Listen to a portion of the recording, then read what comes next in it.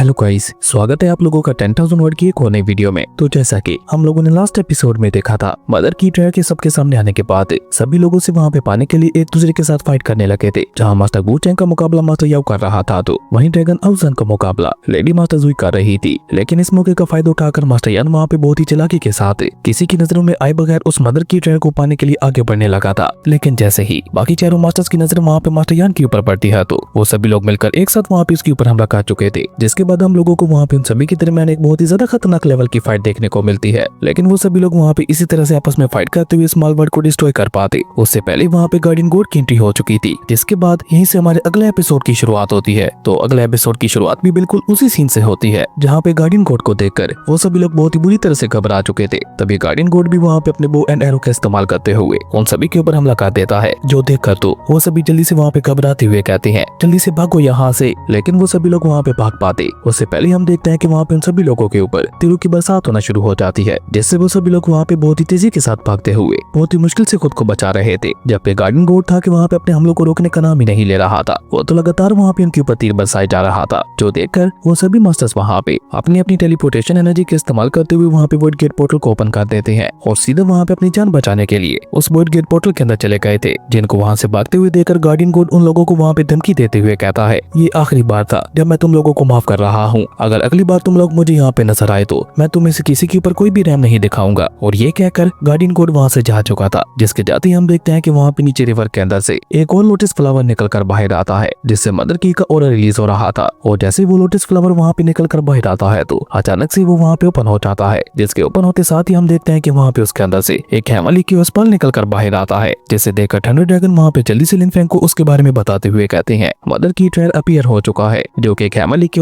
Perl है। जल्दी करो, हमें जितना जल्दी हो सके उसे यहाँ पे हासिल करना होगा। थंडर ड्रैगन की ये बात सुनकर हम देखते हैं कि लिन फेंग भी वहाँ पे ज्यादा देर ना करते हुए अपने साथियों के साथ मिलकर वहाँ पे दी क्रिएशन अपडेट डिस्क से बाहर आ गया था। और बाहर आते साथ ही वो वहाँ पे एक भी पल जाया किए बगैर जल्दी से वहाँ पे उस हेमली की पर्ल को लेने के लिए आगे बढ़ता है। लेकिन लिन फेंग उसे वहाँ पे हासिल कर पाता उससे पहले ही हम देखते हैं कि वहाँ पे मास्टर गू चैंग भी बाहर आ गया था और वो भी वहाँ पे बहुत ही तेजी के साथ उसके उस पल की तरफ आगे बढ़ने लगा था। जो देखकर बाकी सभी मास्टर्स भी कहाँ पीछे रहने वाले थे, इसलिए वो भी वहाँ पे बहुत ही तेजी के साथ मूव करते हुए उस हेमली के उस पल को लेने के लिए आगे बढ़ जाते हैं। लेकिन इसी बीच हम देखते हैं कि अचानक से वहाँ पे बहुत ही अजीब तरीके के साथ उस हेमली लोटस फ्लावर के अंदर कुछ हलचल होने लगती है, जिससे उस हेमली लोटस फ्लावर के टुकड़े वहाँ पे बाहर निकलते हुए इधर उधर फैलने लगे थे। जो देखकर तो वो सभी मास्टर्स वहाँ पे उस हेमली लोटस फ्लावर के टुकड़ों के पीछे पड़ जाते हैं, जिन्हें हासिल करने के लिए शाओटियान भी वहाँ पे लोगों में शामिल हो गया था। लेकिन बेचारे शाओटियान वहाँ पे हेमली लोटस फ्लावर के उस टुकड़े को हासिल कर पाता उससे पहले मास्टर याओ वहाँ पे आगे बढ़कर उसे एक पंच मारते हुए उठाकर काफी पीछे फेंक चुका था। जिसके चलते बेचारा शाओटियान तो वहाँ पे उड़ते हुए पीछे एक चट्टान के साथ जा टकराता है, जिसके साथ ही उसकी हालत वहाँ पे काफी ज्यादा खराब हो चुकी थी। लेकिन जैसे ही उसे वहाँ पे हेमली लोटस फ्लावर के एक और टुकड़े दिखाई देता है, तो वो वहाँ पे अपनी परवाह किए बगैर एक बार फिर से उसके पीछे पड़ गया था, जहाँ पे ऑलरेडी काफी सारे मास्टर्स वहाँ पे उसका पीछा कर रहे थे। इसलिए जैसे शाओटियान वहाँ पे एक बार फिर से उसे पाने के लिए आगे बढ़ता है, तो अब की बार मास्टर गू चैंग वहाँ पे उसे एक पंच मारते हुए पीछे की तरफ गिरा देता है, जिसके चलते बेचारे शाओटियान वहाँ पे उड़ते हुए मास्टर यान के पास चला जाता है। जो देखकर मास्टर यान भी वहाँ पे मौके का फायदा उठाकर उसे किक मारते हुए ड्रैगन आउजन की तरफ बढ़ा देता है। जो देखकर ड्रैगन आउजन भी वहाँ पे उसकी टेल के ऊपर हमला करते हुए उस लेडी मास्टर जुई की तरफ फेंक देता है, जहाँ लेडी मास्टर जुई तो ऑलरेडी उससे नफरत करती थी, इसलिए वो भी उसे वहाँ पे एक बहुत ही ज्यादा पावरफुल किक मारते हुए सीधा नीचे की तरफ फेंक देती है। वो सभी लोग तो बेचारे शाओटियान को वहाँ पे फुटबॉल समझकर लगातार उसे पीछे जा रहे थे। लेकिन अच्छी बात वहाँ पे ये होती है कि जैसे शाओटियान वहाँ पे नीचे आके कहता है, तो वो हेमली लोटस फ्लावर का टुकड़ा भी वहाँ पे उसी के पास आके गिरा था, जिसका पीछा करते हुए गू चैंग भी वहाँ पे नीचे जमीन पे आकर अपनी तारीफें करते हुए कहने लगा था, मैं गू चैंग अकेले इस बैटल को जीत चुका हूँ, अब कोई भी यहाँ पे इस हेमली लोटस फ्लावर के फ्रेगमेंट को मुझसे नहीं छीन सकता। लेकिन अभी बेचारा मास्टर गू चैंग वहाँ पे फ्लेक्स करते हुए ये सब कह ही रहा था कि जैसे उसकी नजर वहाँ पे सामने शाओटियान के ऊपर पड़ती है, तो शाओटियान ऑलरेडी हेमली लोटस फ्लावर के उस फ्रेगमेंट को हासिल करते हुए उसे अपने मुंह में ले चुका था। जो देखकर तो बेचारे मास्टर गू चैंग का तो मुंह ही खुला का खुला रह जाता है। वो हैरान होते हुए कहते हैं, क्या ये अब क्या बकवास है। मास्टर गू चैंग की ये बात सुनकर हम देखते हैं कि शाओटियान भी वहाँ पे और ज्यादा देर ना करते हुए जल्दी से उसे वहाँ पे निकल लेता है, जिसे निकलने के बाद वो वहाँ पे खड़ा होकर बहुत ही अजीब तरह का डांस करते हुए मास्टर गू चैंग को चढ़ाते हुए कहने लगा था, अगर हिम्मत है तो इसे मुझसे लेकर दिखाओ। जो देखकर मास्टर गू चैंग वहाँ पे गुस्सा होते हुए शाओटियान से कहता है,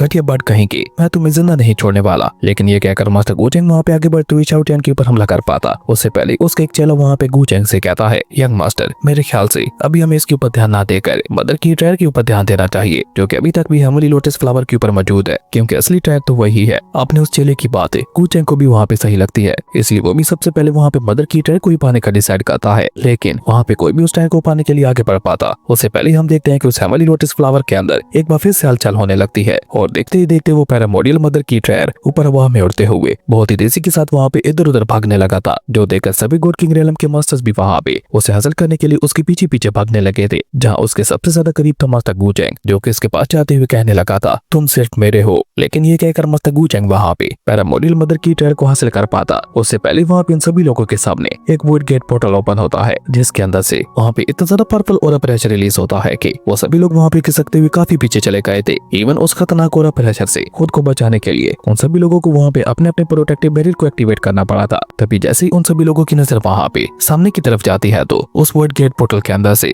थंडर ड्रैगन निकल कर बाहर आता है, जो कि बाहर निकलते हुए जैसे ही वहाँ पे एक जोरदार दहाड़ मारता है तो वो सभी लोग वहाँ पे बहुत ही बुरी तरह से घबरा जाते हैं। और इस मौके का फायदा उठाकर थंडर ड्रैगन जल्दी से वहाँ पे अपनी डिक्रिएशन ऑफ जेड डिस्क का इस्तेमाल करते हुए उस हेवनली लोटस फ्लावर के साथ साथ पैरामोडियल मदर की ट्रेयर को भी डिक्रिएशन ऑफ जेड डिस्क के अंदर डाल चुका था। जो देखा तो वहाँ पे मास्टर गूचेंग के साथ साथ बाकी सभी लोगों को भी एक बहुत बड़ा झटका लगता है। वो सभी लोग वहाँ पे हैरान होते हुए कहते हैं क्या ये तो डिक्रिएशन ऑफ जेड डिस्क है, हमें जितना जल्दी हो सके मिलकर इसे रोकना होगा, वरना ये अकेले इस सारे ट्रेयर को हथिया लेगा। और ये कहकर वो सभी लोग वहाँ पे एक साथ मिलकर थंडर ड्रैगन का मुकाबला करने के लिए आगे बढ़ने की कोशिश करते हैं। लेकिन लिनफेंग जो कि पीछे की तरफ खड़ा होकर इसी मौके का इंतजार कर रहा था, वो जैसे वहाँ पे लोगों को आगे बढ़ते हुए देखता है तो वो खुद वहाँ पे अपने पास एक हेमली स्क्रॉल को बाहर निकालकर उनके पीछे निकल जाता है। और देखते ही देखते लिनफेंग ने वहाँ पे अपने उस हेमली स्क्रॉल का इस्तेमाल करके उन सभी के ऊपर हमला करते हुए उन सभी को वहाँ पे उठाकर पीछे की तरफ फेंक दिया था। और लिनफेंग की इस हरकत से अब उन सभी लोगों को वहाँ पे और भी ज्यादा गुस्सा आ चुका था। जबकि सामने की तरफ हम देखते हैं कि लिनफेंग और उसके सभी साथी मिलकर वहाँ पे उन लोगों का मुकाबला करने के लिए पूरी तरह से तैयार दिखाई दे रहे थे। जो देखकर मास्टर गूचेंग वहाँ पे गुस्सा होते हुए बाकी सभी गॉड किंग रेलम के मास्टर से कहता है पैरामोडियल मदर की ट्रेयर को तो ये लोग ऑलरेडी हासिल कर चुके हैं, लेकिन अभी भी हमारे पास मौका है इन सभी को खत्म करने का, इसलिए आपस में मिल जाओ और एक साथ आगे बढ़ते हुए इनके ऊपर हमला करो। मास्टर गूचेंग की ये बात सुनकर हम देखते हैं कि मास्टर यान वहाँ पे अपनी डार्क एनर्जी को रिलीज करते हुए खुद से वहाँ पे लिनफेंग और उसके साथियों से कहता है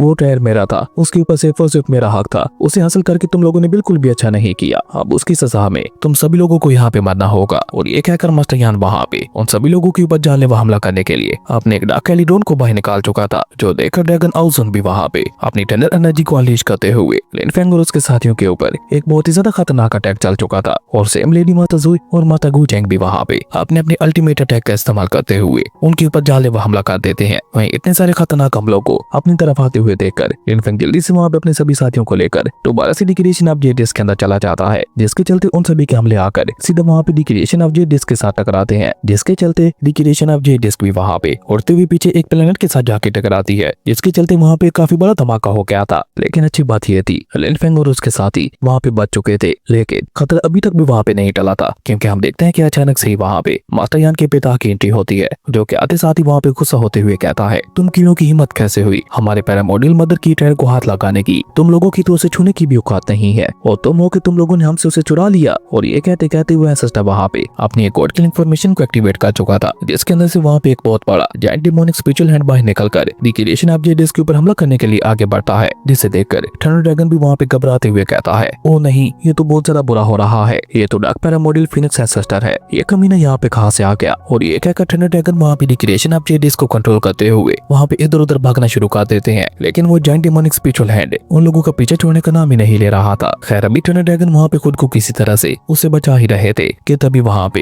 एंसेस्टर हाउ की एंट्री होती है, जो कि सामने से आकर वहाँ पे डिक्रिएशन ऑफ जेड डिस्क के ऊपर हमला करते हुए उसे उठाकर वहाँ पे नीचे फेंक चुका था। और उसके इस खतरनाक हमले के साथ ही हम देखते हैं कि डिक्रिएशन ऑफ जेड डिस्क बहुत ही बुरी तरह से इंजर्ड हो जाती है। वहीं एंसेस्टर हाउ को तो वहाँ पे आते हुए देखकर डार्क फीनिक्स लॉर्ड के फेस के ऊपर एक इवल स्माइल आ चुकी थी, जबकि वहाँ पे ये सब देखकर लिनफेंग वहाँ पे सीरियस होते हुए थंडर ड्रैगन से कहता है सीनियर आप जितना जल्दी हो सके लोटस प्लेटफॉर्म का इस्तेमाल करते हुए डिक्रिएशन ऑफ जेड डिस्क को रिपेयर कीजिए, तब तक मैं यहीं पे रुककर सारी सिचुएशन को ऑब्जर्व करते हुए किसी सही मौके की तलाश करता हूँ। लिनफेंग की ये बात सुनकर हम देखते हैं कि थंडर ड्रैगन भी वहाँ पे हमें अपना सर हिलाकर उस हेवनली लोटस प्लेटफॉर्म का इस्तेमाल करके डिक्रिएशन ऑफ जेड डिस्क को दोबारा से वहाँ पे रिपेयर करना शुरू कर देते हैं, जिसके चलते हम देखते हैं कि डिक्रिएशन ऑफ जेड डिस्क के अंदर आया हुआ क्रैक एक बार फिर से भरने लगा था। वहीं बाहर की तरफ हम देखते हैं कि dark Phoenix Lord emperor how को देखकर थोड़ा गुस्सा होते हुए उससे कहता है एम्परर हाउ तुम यहाँ पे क्या कर रहे हो, तुम्हें तो ऑलरेडी हर दिन हेवन अर्थ की एनर्जी को कंकर करने का मौका मिल रहा है, तो फिर तुम इस ट्रेयर के पीछे क्यों पड़े हो? क्या तुम्हें वाकई लगता है कि तुम इसका इस्तेमाल करते हुए मेरी तरह हाफ स्टेप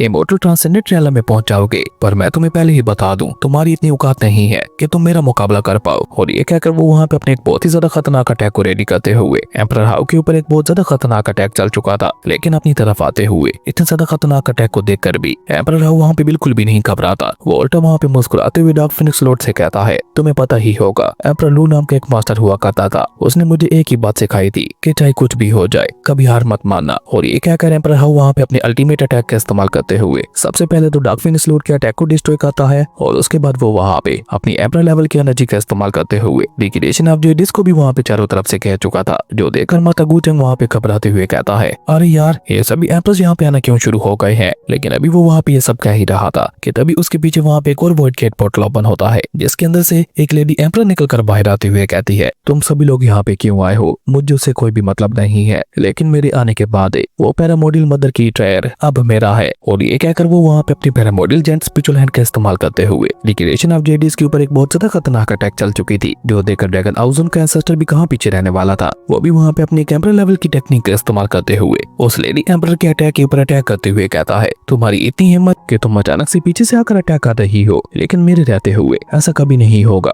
और ये कहकर वो वहाँ पे अपने खतरनाक अटैक का इस्तेमाल करते हुए लेडी एम्परर के अटैक को वहीं पे डिस्ट्रॉय कर चुका था, जिसके चलते हम देखते हैं कि वहाँ पे एक बहुत बड़ा एनर्जी ब्लास्ट भी हो जाता है, जिसके बाद वो पैरामोडियल एंसेस्टर ड्रैगन एक बहुत ही कूल तरीके की एंट्री लेते हुए उस लेडी एम्परर के सामने आ जाता है, जिसे देखकर लिनफेंग भी वहाँ पे चौंकते हुए कहता है, ये तो एक पैरामोडियल एंसेस्ट्रल ड्रैगन है। लिनफेंग की ये बात सुनकर हम देखते हैं कि थंडर ड्रैगन भी वहाँ पे थोड़ा हैरान होते हुए कहता है, ये तो मेरा पुराना दोस्त है, यकीन नहीं हो रहा, इसने मुझसे पहले ही अपनी सारी पावर्स को हाफ स्टेप ट्रांसेंडेंट रियलम तक रिकवर कर लिया है। लेकिन अभी वहाँ पे एक और एंसेस्टर एम्परर का आना बाकी था, जिसकी हंसी वहाँ पे बहुत ही जल्द चारों तरफ गूंजने लगती है और देखते ही देखते ऊपर आसमान से उसकी एनर्जी सीधा नीचे जमीन पे आके गिरती है, जो देखकर शाओटियन वहाँ पे थोड़ा आगे बढ़ते हुए कहता है, आखिर ये पर्सन कहाँ से आ रहा है। लेकिन अभी शाओटियन वहाँ पे ये सब कह ही रहा था कि तभी वो एम्परर वहाँ पे किसी पोर्टल की तरह नीचे जमीन से निकलने लगा था, जो देखकर शाओटियन वहाँ पे उसका मजाक उड़ाते हुए कहता है, ये क्या बकवास है, इसे देखकर तो ऐसा लग रहा है। और ये था ब्लड ट्रेचन का एंसेस्टर एम्परर, जो कि वहाँ पे बाहर आते हुए बहुत ही जोर जोर से हंस रहा था। लेकिन जैसे वो शाओटियन की टॉयलेट वाली बात सुनता है तो उसे अचानक से वहाँ पे काफी ज्यादा गुस्सा आ जाता है और वो गुस्से से शाओटियन को ही घूरने लगा था, जो देखकर तो बेचारे शाओटियन की वहाँ पे सांस ही रुक जाती है और वो जल्दी से वहाँ पे घबराते हुए लिनफेंग के पीछे आके चुप गया था। लेकिन तभी बाहर की तरफ हम देखते हैं कि पैरामोडियल एंसेस्टर ड्रैगन भी वहाँ पे उसका मजाक उड़ाते हुए कहता है, ये पंछी कुछ गलत तो नहीं कह रहा, क्योंकि तुम वाकई ऐसी अजीब अजीब तरह की एंट्री लेते हो कि कभी कभी तो तुम्हें देखकर मुझे खुद उल्टी आने लगती है, आखिर तुम अपनी ये गंदी हरकतें बंद क्यों नहीं कर देते। और ये कहकर पैरामोडियल एंसेस्टर ड्रैगन वहाँ पे एम्परर हाउ से कहते हैं, हे तुम इसे क्यों नहीं समझाते। जिस पे एम्परर हाउ वहाँ पे अपना लेक्चर शुरू करते हुए कहता है, मास्टर लू ने मुझसे एक बार कहा था, आपके बारे में अगर कोई कुछ भी कहता है तो उसकी बातों के ऊपर ध्यान मत दो, लेकिन उन्होंने ये भी कहा था कि अगर कोई जूनियर तुम्हारे ऊपर कमेंट करता है तो उसे छोड़ना भी मत। अब देखना ये होगा कि एप्रेचीजू क्या करता है, क्योंकि वो तो हमेशा से जूनियर्स के ऐसे नेगेटिव कमेंट्स को बहुत ही सीरियसली लेता है। जब के सामने की तरफ हम देखते हैं कि एप्रेचीजू तो वाकई बहुत ज्यादा गुस्से में दिखाई दे रहा था। वो पूरी तरह से बाहर आते हुए शाओटियन से कहता है, अब जरा एक बार फिर से मुझे बताना कि मैं कहाँ से बाहर आ रहा हूँ, मैं भूल गया तुमने क्या कहा था। एप्रेचीजू की ये बात सुनकर तो हम देखते हैं कि शाओटियन वहाँ पे बहुत ही बुरी तरह से घबरा जाता है और वो वहाँ पे घबराते हुए एप्रेचीजू से कहने लगा था, नहीं नहीं प्लीज भूल जाइए, मैंने कुछ भी नहीं कहा था। जिस पे एप्रेचीजू वहाँ पे गुस्से से अपनी एनर्जी को अनलीज करते हुए कहता है, नहीं अब तो मैं तुम्हें नहीं छोड़ने वाला, भले वो पैरामोडियल मदर की ट्रायर मेरे हाथों में ना लगे, लेकिन तुम्हें मैं जिंदा नहीं छोड़ने वाला। और ये कहकर एप्रेचीजू वहाँ पे अपनी जैंट पॉम्प टेक्निक का इस्तेमाल करते हुए शाओटियन के ऊपर एक बहुत ही ज्यादा खतरनाक जानलेवा हमला कर चुका था, जो कि अगर शाओटियन को लग जाता तो उसका खेल तो वहीं पे खत्म था। लेकिन शाओटियन की किस्मत अच्छी थी, जो उसे वहाँ पे बचाने के लिए डिवाइन सन मून व्हील की स्पिरिट बाहर आ जाती है, जो कि बाहर आते साथ ही अपने डिवाइन सन मून व्हील का इस्तेमाल करते हुए उससे कहती है, ऐसा कुछ करने के बारे में सोचना भी मत।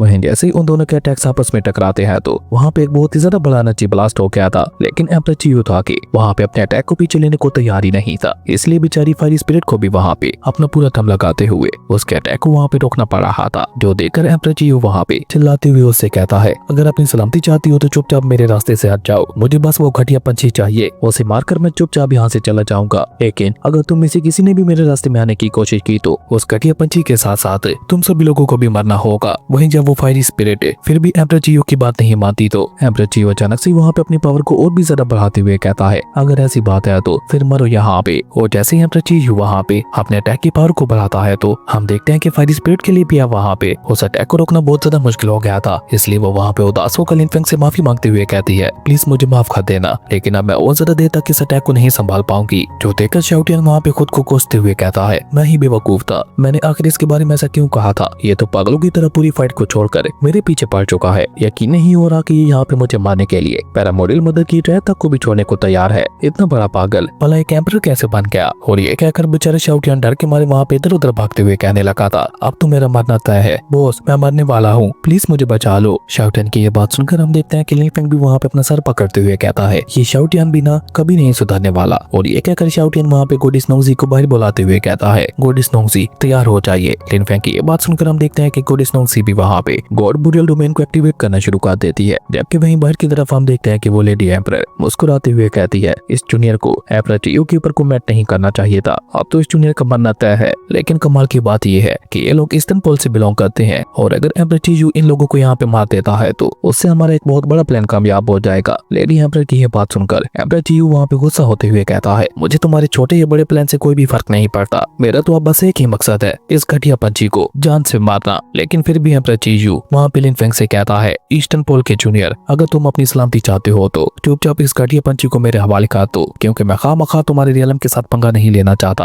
अगर तुम लोग चुपचाप इस घटिया पंछी को मेरे हवाले कर देते हो तो मैं तुम सभी लोगों को यहाँ से जाने दूंगा। क्या ख्याल है तुम लोगों के इस डील के बारे में? लेकिन एम्परर टीयू की ये बात सुनकर हम देखते हैं वहाँ पे उनमें से कोई भी जवाब नहीं देता, जो देखकर उसने वहाँ पे अपने अटैक की पावर को और भी ज्यादा बढ़ाना शुरू कर दिया था, जिसके चलते हम देखते हैं कि फायर स्पिरिट के बैरियर में भी अब धीरे धीरे क्रैक्स आने लगे थे, जो देखकर तो एम्परर टीयू की फेस की पर एक इवल स्माइल आ जाती है। यानी अब उसका मकसद साफ था, वो वहाँ पे शाओटियान के साथ साथ लिन फेंग और उसके साथियों को भी मौत के घाट उतारने वाला था। जो जानकर वो लेडी एम्परर वहाँ पे परेशान होते हुए कहती है, क्या तुम पागल हो गए हो? तुम जानते हो ना कि अगर तुमने ईस्टर्न पोल के जूनियर को खत्म कर दिया तो उसे एक बार फिर से पूरी यूनिवर्स में ग्रेट वार छिड़ सकती है। लेकिन एम्परर टीयू तो वहाँ पे शाओटियान को मारने के लिए पूरी तरह से पागल हो चुका था। वो लेडी एम्परर की ये बात सुनकर वहाँ पे जोर से हंसते हुए कहने लगा था, अगर ऐसी बात है तो मैं तुम सभी को भी अपने साथ लेके मरूंगा। और ये कहकर वो वहाँ पे अपने अटैक की पावर को और भी ज्यादा बढ़ाते हुए फायर स्पिरिट के बैरियर को वहीं पे डिस्ट्रॉय कर देता है। लेकिन तब तक हम देखते हैं कि वहाँ पे सुप्रीम गार्डियन गॉड आ चुके थे, जो कि पीछे से ही वहाँ पे अपनी सुप्रीम डिवाइन एनर्जी का इस्तेमाल करते हुए एम्परर टीयू के ऊपर अटैक करके उसे सीधा वहाँ पे नीचे जमीन पे पटक देते हैं। सुप्रीम गार्डियन गॉड का ये अटैक इतना ज्यादा पावरफुल था कि हम देखते हैं कि वो जैसे ही एम्परर टीयू के साथ टकराता है तो वहाँ पे एक बहुत ही ज्यादा बड़ा एनर्जी ब्लास्ट हो गया था। इवन उस खतरनाक अटैक की और प्रेशर की वजह से वहाँ पे बाकी सभी खड़े हुए गॉड किंग रियलम के मास्टर्स को उस अटैक से बचने के लिए अपने चारों तरफ एक प्रोटेक्टिव बैरियर लगाना पड़ा था। इसी दौरान हम देखते हैं कि वहाँ पे एक और लेडी मास्टर की एंट्री होती है, जो कि वहाँ पे आते हुए बहुत ही कूल तरीके के साथ